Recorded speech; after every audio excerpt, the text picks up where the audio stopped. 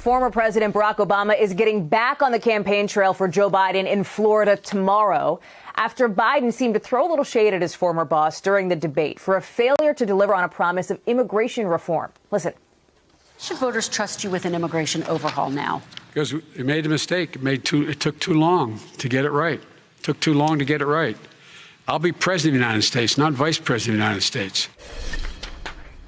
NBC's Julia Ainsley covers the Department of Homeland Security and the Justice Department. She is here with a fact check of some of the key moments on immigration from last night's debate. Julia, you've been reporting on lawyers being unable to find the parents of 545 migrant children who were separated from their parents by the Trump administration. This is a topic that the moderator, Kristen Welker, asked about. Joe Biden really went on the attack on this. Watch. Now they cannot find over 500 of sets of those parents, and those kids are alone. Nowhere to go. Nowhere to go. It's criminal.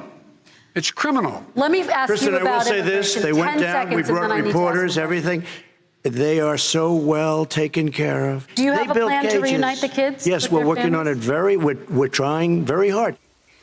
So the president, Julia, says that they are working very hard to try to reunite the families and these kids are well taken care of.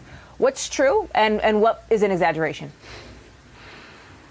Well, Hallie, I doubt that when the president says we, he means the ACLU. I don't think he counts himself as part of a group of pro bono lawyers that are efforting the plans to put children back together. Because right now, the Justice Department lawyers say that the plan has been too onerous, that it is not up to the government. It is up to groups like the ACLU to go find the children.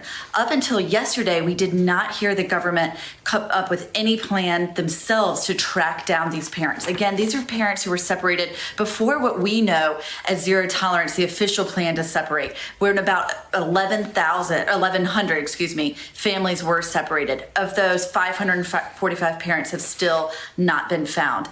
Up until yesterday, there was no plan. But I did hear in a court hearing yesterday, the government lawyer said, we may be willing to assist groups like the ACLU. But that is far below the level of commitment that the president said yesterday when he said, we are working very hard.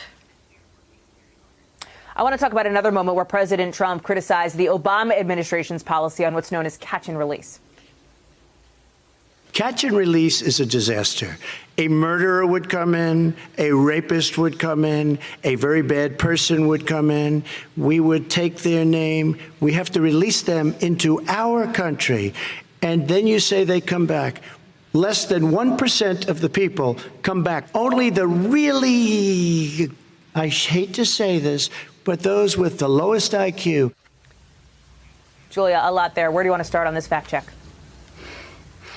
I mean, I don't even know where to start on a fact check about how people with the lowest IQ are those who come to their asylum hearings. But the fact is, if you look at data from last year, there was a report that showed 99% of immigrants who have an asylum hearing do show up for that. Now, what changed is the government, the Trump administration, really changed the game on the way asylum hearings look in the first place. Rather than coming to this country, claiming asylum, going into detention, and then possibly being released until you have your day in court, which could be a year or two into the future, they now keep immigrants in Mexico. They don't let them into the United States until the day of their hearing. Some of them are giving up, they're going home. Some of them are trying to come into the country illegally, which was the very thing that this administration said that they were out to stop. So really, they changed the system entirely. It's not really a matter of stopping catch and release because you're not even allowing these people into the country to make a claim for asylum and to seek the protections they're looking for from the violence that they're fleeing.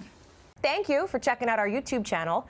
Why don't you subscribe? It's really easy. Just click on that button down there. And for more news from MSNBC, click on any of these videos here for the latest interviews and highlights. You can get more videos from MSNBC with our newsletters. Head over to msnbc.com/newsletters to sign up.